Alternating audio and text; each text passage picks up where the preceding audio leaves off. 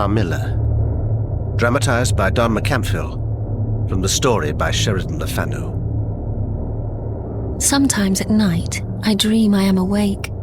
I sit up in bed, and it seems that my chamber has grown suddenly dark, as though clouds had drifted over the moon. The trees of the forest seem to crowd darkly against my window.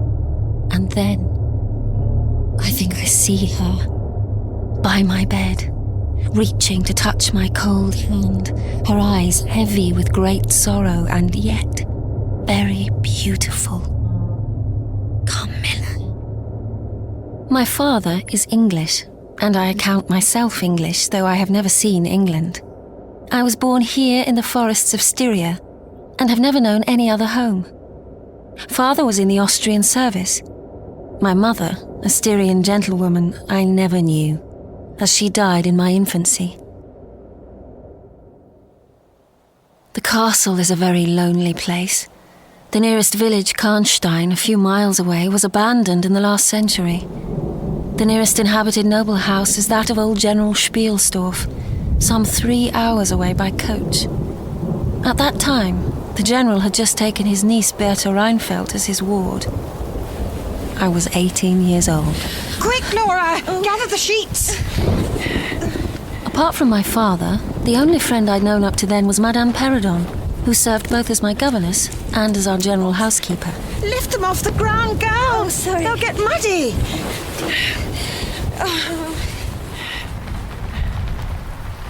Goodness, what weather! I don't know how I'm supposed to get the Blue Guest Room aired with only hours till they arrive. Oh, Madame, we can't put Miss Bertie in that horrible little room. The rugs are damp. Oh. And I do so want to make sure she enjoys her stay. I'm sure she must be pretty. I have no idea, Laura. The General says she is, but of course that's to be expected from him. She'll probably find us very dull. Compared to the good General, my dear, I'm sure she will find us anything but dull. Madame, has Martin returned from the village yet? No sign of him, sir. He still hasn't set the stables for the General's horses. Tell him to come straight out to my study when he returns. Yes, sir. Father? My father believed greatly in the new discoveries of science and spent the greater part of his time removed from human society. On occasion, I might not see him, with the exception of mealtimes, for days on end. 2 dresses will be enough. We will not be entertaining in the evening to any grand style. Oh, no! They've arrived! Oh, it's a post rider. At this time of the evening? Who is it from, Madame? Now, you know better than to ask, Laura. But that's the General's mark. Patience, my girl. You will know soon enough, if it's any of your affair. What did he say when you gave him the letter? He did not look at it immediately. He was engrossed in his papers. Oh, he's always engrossed in his papers. I've been in a state of worry all week because my frocks are bought from the travelling men, because I have never been to balls or soirees, and now something has happened to our guests, and my father sits locked in his study reading about animal breeding.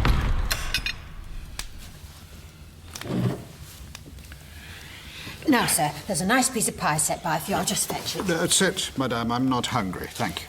Oh. I am afraid you're right, Laura. The letter I received earlier brought some bad news. It seems Miss Reinfeldt... It appears the poor young lady has died. Died? Really? I'm afraid so, Laura. May God bless her soul. The General's letter is by no means clear about how she died, but it appears to have been some sort of fever. It's a pity you never met Miss Reinfeldt, Laura. I'm sure you'd have got along very well. Yes, of course. It's all a dreadful shock. Terrible shock, sir. Up until this point, I had never known grief. My childhood, though solitary, was on the whole a happy one. My memory of it is marred by one incident only. I can't have been more than 6 years old when I awoke one night in my nursery. My candle, I remember, was on the point of expiry, and threw terrifying shadows flickering and jumping around my bed. And I was about to begin crying when, to my surprise, I saw a solemn but a very pretty young lady kneeling by the side of my bed.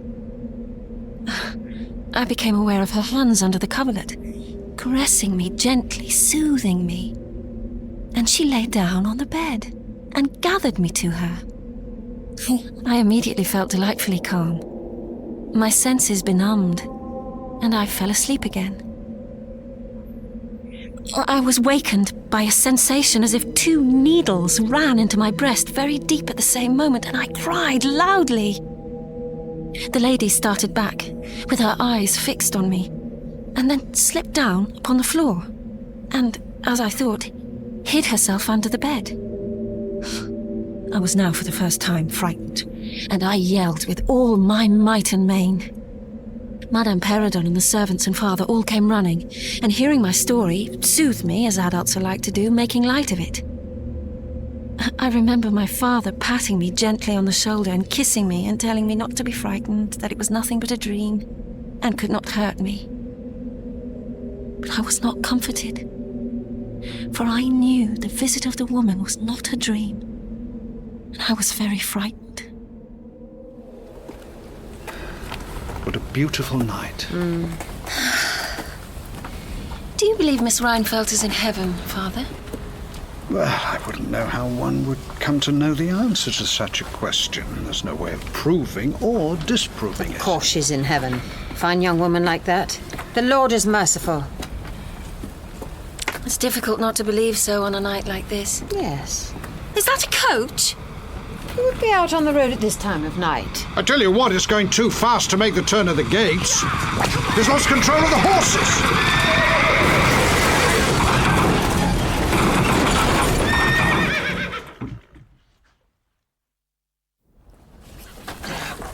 Mind the traces there, Squire. Set her on the bank, over there. Oh, my Carmilla. Will she be all right? Her pulse is irregular and quite faint, but she seems uninjured. I expect she will come round in a little while. Martin, see if you can help the ladies' men in setting the coach right. Yes, sir. And send Rosa for the doctor. Sir. It is entirely my fault. It would never have happened, sir, but that I bade the coachman drive with greatest urgency. You see, we are on a journey of life and death, in prosecuting which, to lose an hour is possibly to lose all. And now my child is injured. But we must not delay. As soon as my coach is repaired, we must leave at once. This young girl will not be fit to travel for days. Indeed, my dear lady, I think it most unwise to propose that your daughter continue travelling. Then perhaps you could tell me how far on is the next inn, for I must leave her there. Lives may depend on my pressing on in haste. Father, couldn't we ask the lady to let her daughter stay with us? I mean, wouldn't it be the thing to do? If my lady will entrust her child to the care of my daughter and her governess under my charge, it would confer a distinction and an obligation on us. Oh, I cannot do that, sir. It would be to task your kindness too cruelly. You have been more than generous already. My lady, the nearest village on your route is distant and affords no such inn as you could think of placing your daughter at. If, as you say, you cannot suspend your journey, you must part with her tonight, and nowhere could you do so with greater assurances for her safety and care.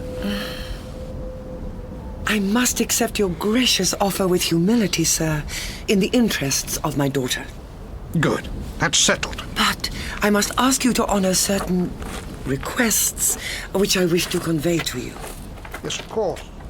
Have you noticed the quality of the coach and the liveries of the footmen? And the jewels. Oh, they're obviously very noble people. I wouldn't be surprised if the lady were of lesser rank than Duchess. And the young lady, Carmilla. Oh, I wish God had made me so beautiful. Hush, you are beautiful enough. Mind you, she is a vision. The prettiest creature I think I ever saw. Such white skin like porcelain, and such thick black hair. It's lucky she wasn't more seriously injured.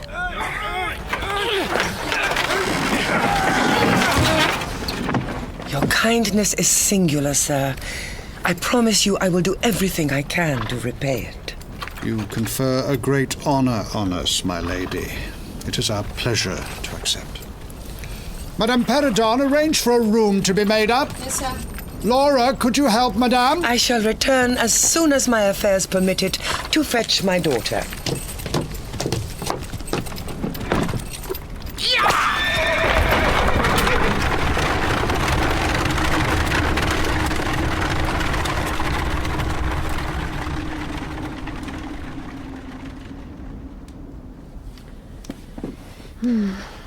I wonder what can be keeping them so long. Perhaps she's not well at all. Yes, well, lots of quiet, a little in the way of excitement. Your parlour games are good. How is the poor girl, sir? She'll be fine, but she needs to rest. Can I visit her chamber, Father, please? Well, I'm not certain if she should receive visitors. Doctor? For 10 minutes at the most, perhaps. And you must not excite the poor girl, Laura. Thank you, Doctor. Not at all, my dear. And ladies, I must ask you, as I did the good doctor, to observe the following request communicated to me by the girl's mother. On no account should you press Carmilla to reveal anything of her background or origins. The lady made a great point of this, and I gave her my word we would honour her request.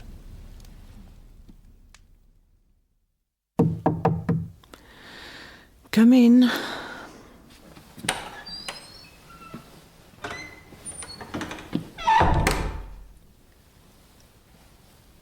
You're Laura. Yes. Madame Perridon told me. Please, sit down.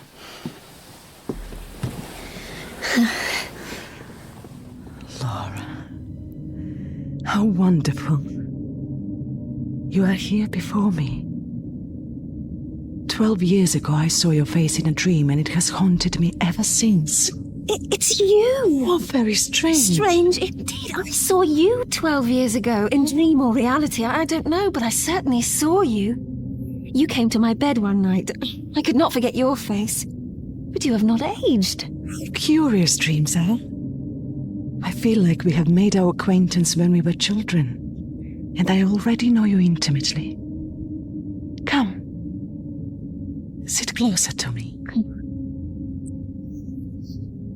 It does seem that since our earliest childhood we were destined to be friends.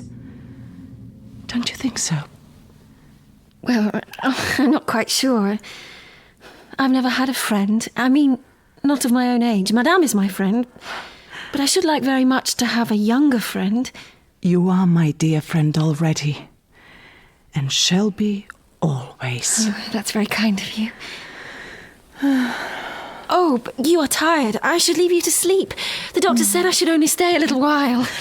I'm loath to part from you, dear Laura, but I know I shall see you again tomorrow, though not early. Good night, Carmilla. We shall talk more tomorrow. Oh, and welcome to our home. Thank you. I was delighted with my new companion. Her looks and fineness of figure lost nothing in the daylight. But even after some days of recuperation, she was still prone to fits of exhaustion. Let us stop now. I can go no further. Oh, we've been walking barely 5 minutes, Carmilla. The sun tires me so. Sit with me.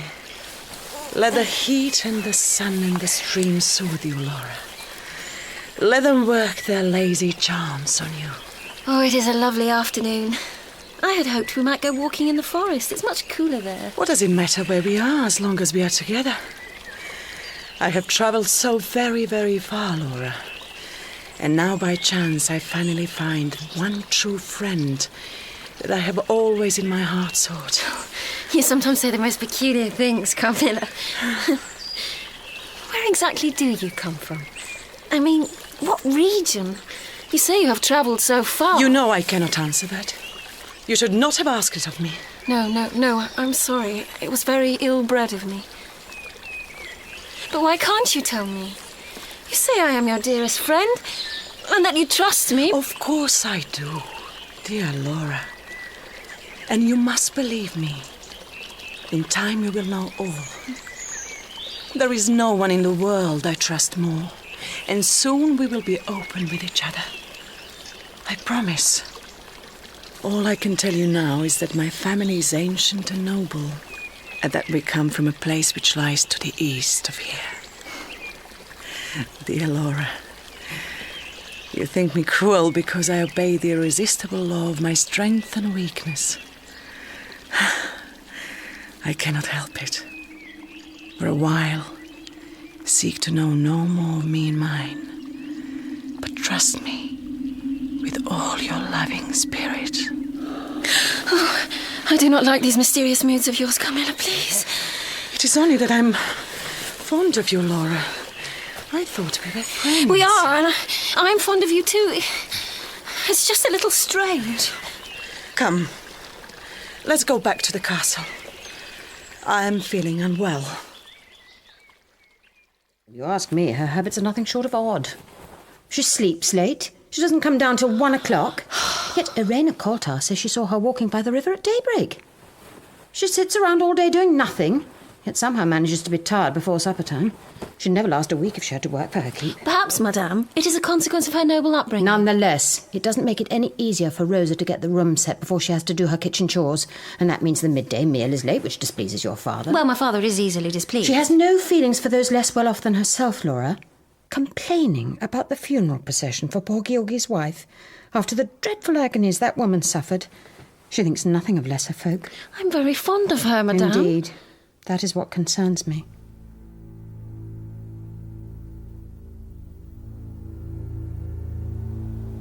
Will your ladyships be pleased to buy an amulet against the Upia, which is going like the wolf through these woods?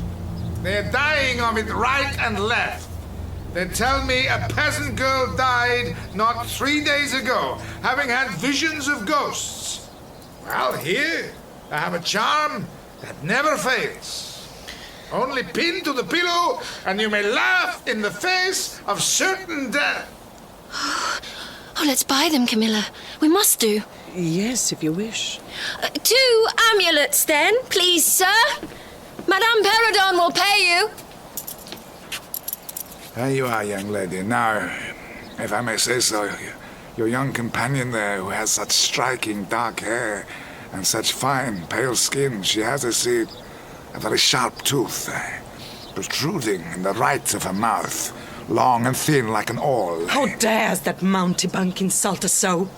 Where is your father?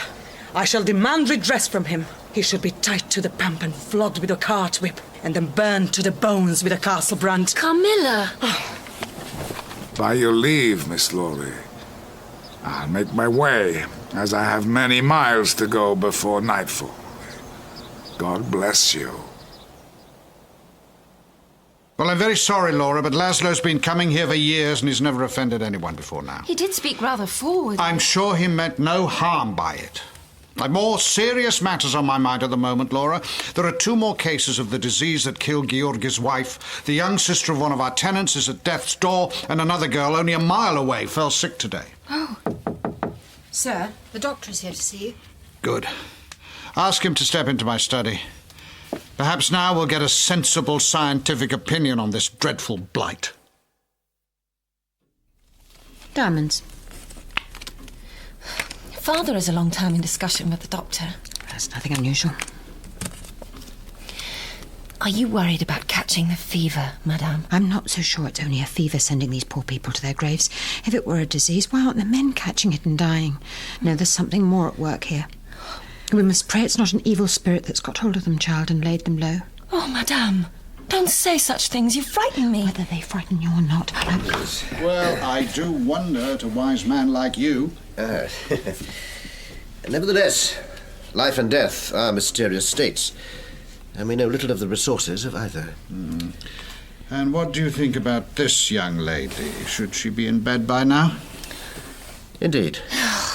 Having given it due consideration, it is my professional opinion that she should. Come, Laura. I'm afraid the doctor has given his orders. Madame will show you out. Yes, sir.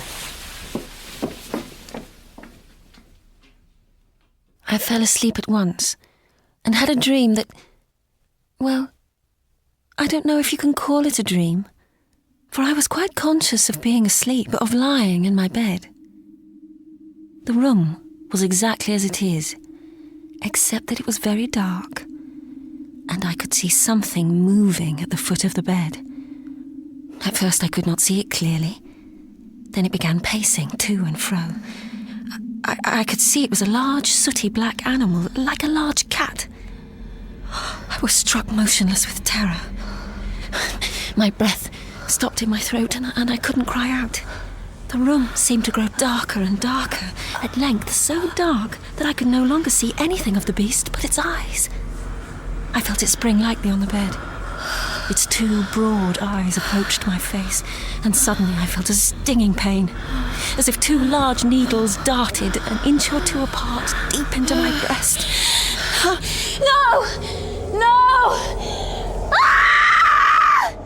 I awoke, screaming. The candle was still burning, and I could see a female figure standing in the shadows at the end of the bed. It was in a dark, loose dress, and its hair was down, covering its shoulders. A block of stone could not have been more still. As I stared at it, the figure appeared to have changed its place. It was now nearer the door, then close to it. Then it passed out through the door without ever stirring a muscle. How dreadful. Oh, come. Let me hold you. Well, naturally, when I got my breath back, I hastened to check the door, but it was locked on the inside.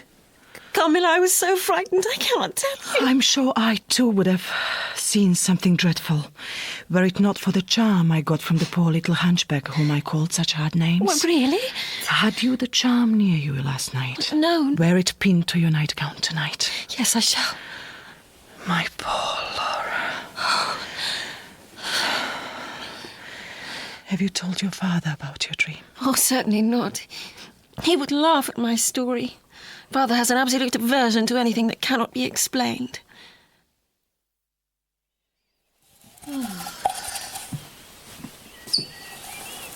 So you started to keep Carmilla's hours? Sleeping until 11 indeed. Whatever's the matter with you, girl? You were never slothful. Oh, I just feel profoundly indolent. I hope you haven't come down with the fever. You're looking rather pale. There was another death last night. A little girl of 12. Daughter of Franjo and Irene Coltar. A little girl. How sad. At any rate, the last thing we want... Laura? Are you listening? Whatever is the matter with you, Laura? Oh, I don't know what it is. A kind of lassitude that is almost luxurious. I slept very deeply. Well, it was just after sunrise. I was going up to fetch the herd in the top pasture, and just as I came round the east wall, I swear I saw a ghost. A ghost? As clear as I see you now, Miss Laura. Walking down the avenue of limes that runs below Miss Carmilla's window along the wall. A sort of spectral apparition it was, in a long, flowing white robe, shrouded in morning mist.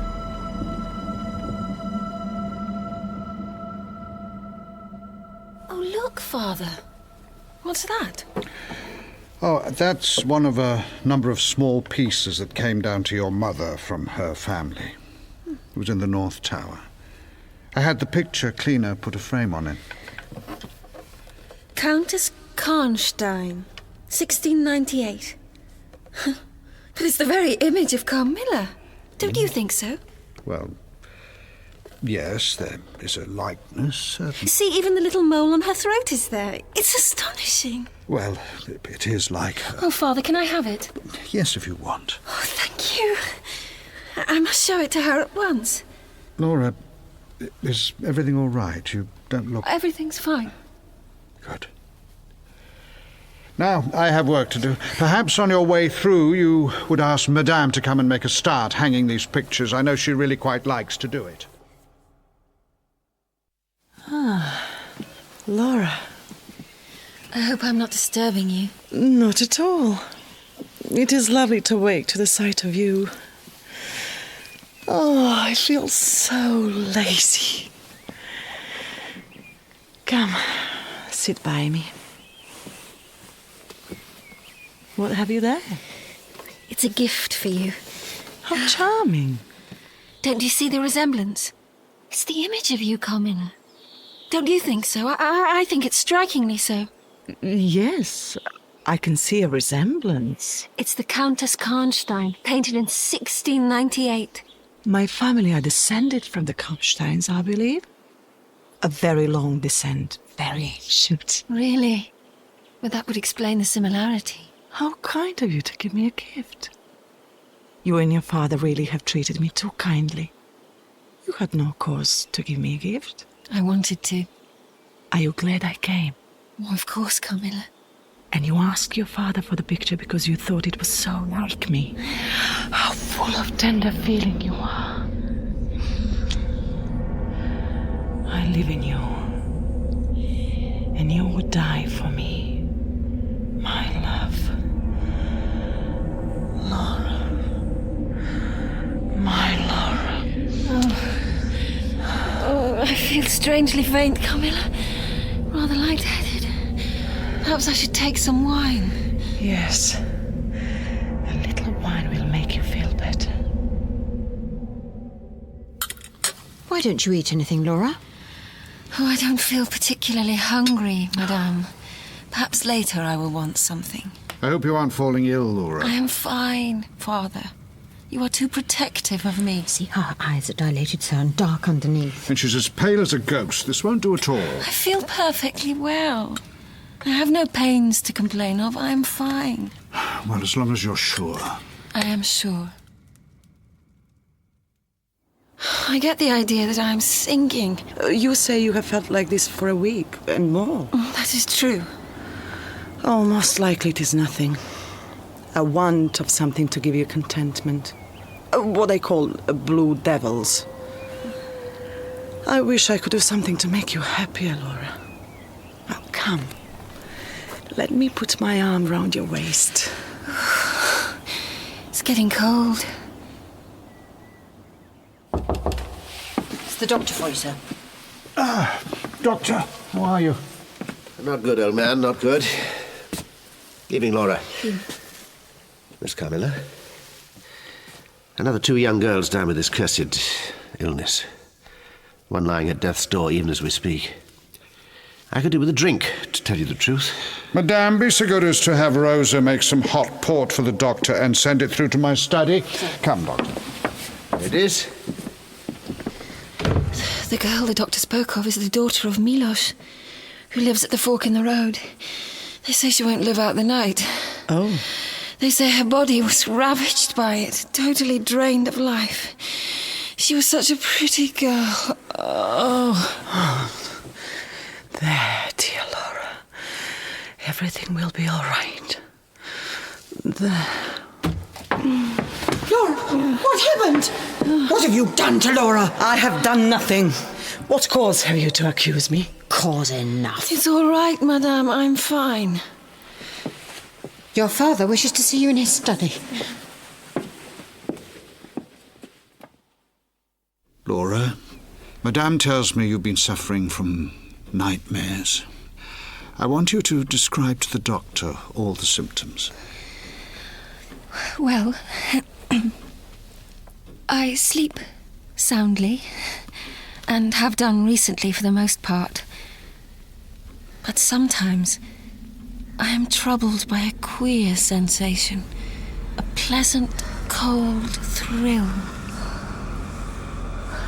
And suddenly I felt a stinging pain, as if 2 large needles darted an inch or 2 apart deep into my breast. And when I awaken, though I have slept plentifully, I feel a sort of drowsiness of spirit, which is nonetheless pleasant. You mentioned a sensation like that of 2 needles piercing the skin somewhere about your neck. On the night you experienced your most horrible dream, is there still any soreness? None at all, sir. Can you indicate with your finger about the point at which you think this occurred? Very little below my throat. Here. Yeah. Laura, you won't mind my lowering your dress very little? Oh, of course. God bless me. So it is. You see it now with your own eyes. Oh, what is it? Nothing, my dear young lady, but a small blue spot about the size of the tip of your little finger. The question is, what's best to be done? And is there any danger? I trust not, my dear. I don't see why you should not immediately begin to recover. Shall I say a word to Madame? Certainly. Madame, can you step in a moment, please? Madame, I find my young friend here far from well. It won't be of any great consequence, I hope. But in the meantime, you will be so good as not to let Miss Laura be alone for one moment. Yes, sir. It is indispensable. If for any reason her condition should seem to deteriorate, send for me at once. My dear Laura, I wish I could hold you in my arms all night, every night, forever and ever. Oh, I am so tired. Sleep deeply, my dear. Sleep dreamlessly. I think Laura should be left to herself now. Yes, of course. Good night. Good night.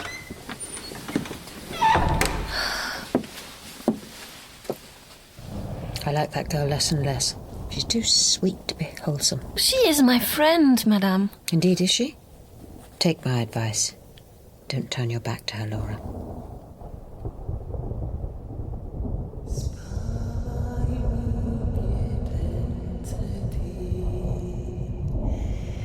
Нашли да овчица спи, уснул целее свет, утихнув пчелица лес.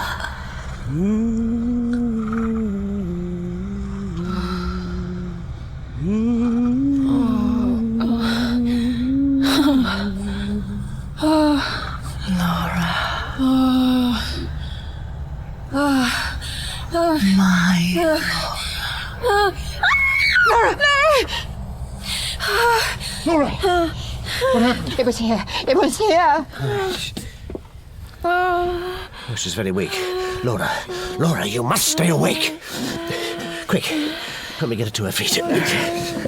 Madame, fetch a bucket of ice-cold water as quick as you can. Martin! My hunting rifle and a torch! Quickly, man! Yes, sir!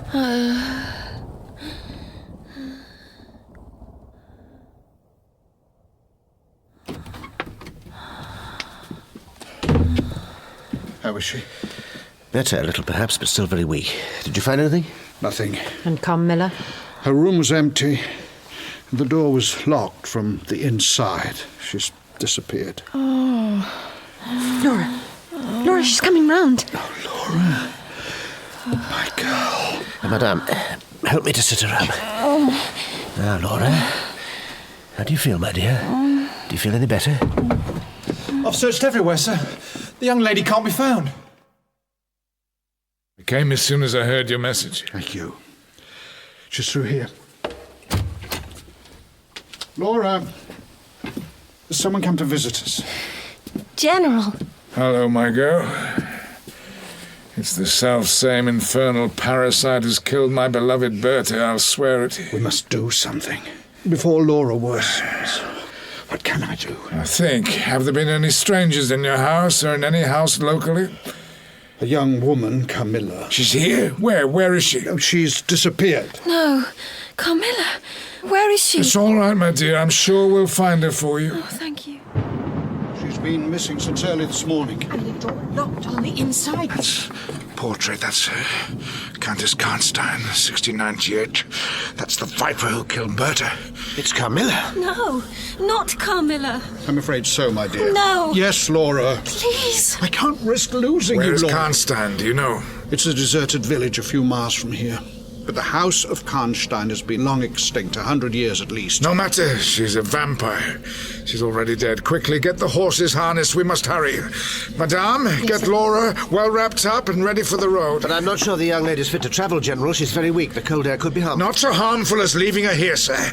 She must not be let from our sight for a moment. Another attack would almost certainly be fatal to her. By this stage, the strange noblewoman had me so beguiled. I was desperate to know who she was and how she came to know so much about me. Just then, a strange-looking footman came up and said something quietly into her ear. The lady became very agitated and said she was obliged to leave that instant on a matter of life and death, but was in a quandary as to her daughter, who would not be able to accompany her as she had recently been ill and was not yet fully recovered. By this stage, my dear Bertie had become quite engrossed in the lady's beautiful young daughter, and so I felt obliged to offer the hospitality of our home. But it must surely be the same woman. Yes, of course.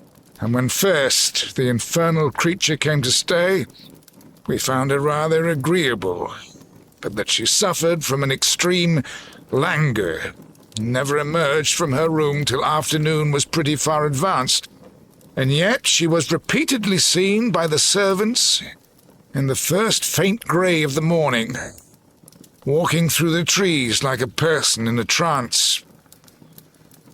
My dear child began to lose her looks and health in a manner so mysterious and even horrible that I became thoroughly frightened.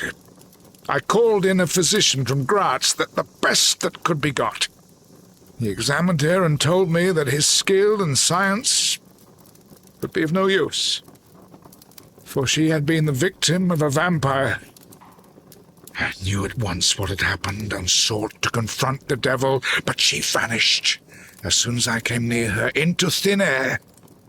I saw no more of her, or of the strange noblewoman, her accomplice.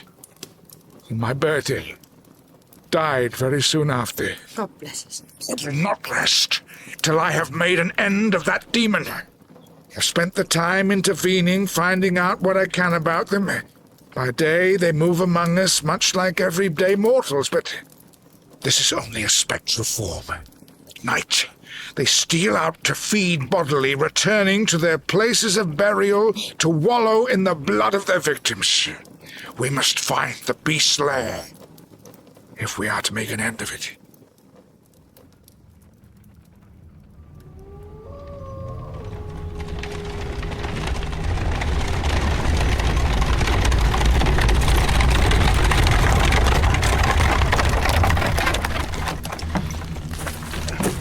This is the old church.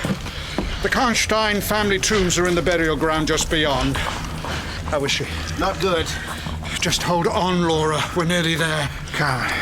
It's not a moment to waste. Keep her close by us. Martin, the crowbar. Madame, guard Laura with your life. Yes, sir. Oh, Madame, my little Laura. It's all going to be all right. Over here!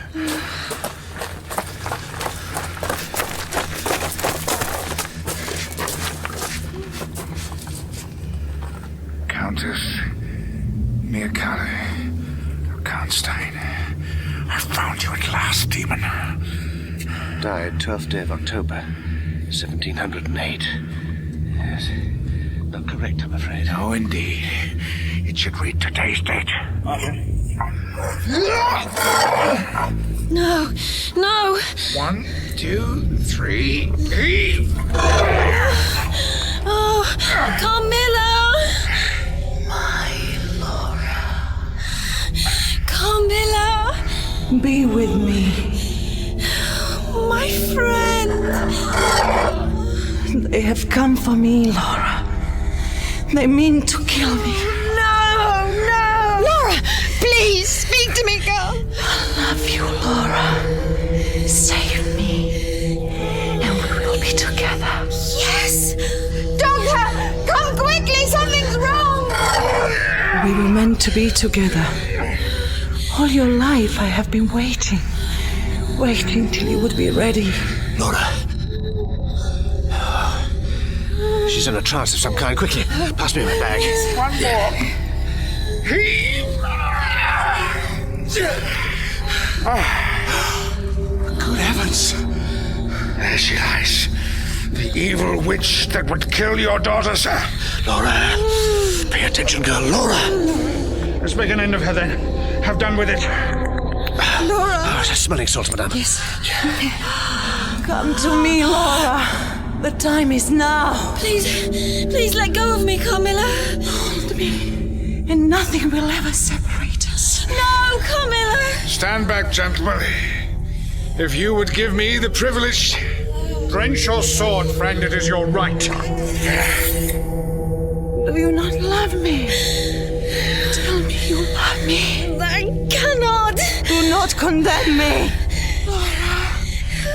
I'm sorry. Oh, no! Laura! I loved you. Well done, General. Cleanly cut. The business is over. Aye. And dear Bertie is avenged. Laura. Carmilla, I'm sorry. I'm so sorry. In accordance with the ancient practice, the head was properly severed from the body, and a sharp wooden stake driven through the heart. Head and body were next placed on a pile of wood and reduced to ashes, which were thrown upon the river and borne away. Our territory has never since been plagued by a vampire. Over the next few weeks, I was restored to bodily health and vigour, my recuperation being in no small part due to the ministrations of Madame, who nursed me with all the loving affection of a mother. No whim or fancy of mine was too small for her attention, or that of my father, who insisted that I be indulged in every conceivable way. Still, the memory of those events has not faded. Sometimes, at night, I dream I am awake. I sit up in bed, and it seems that my chamber has grown suddenly dark, as though clouds had drifted over the moon.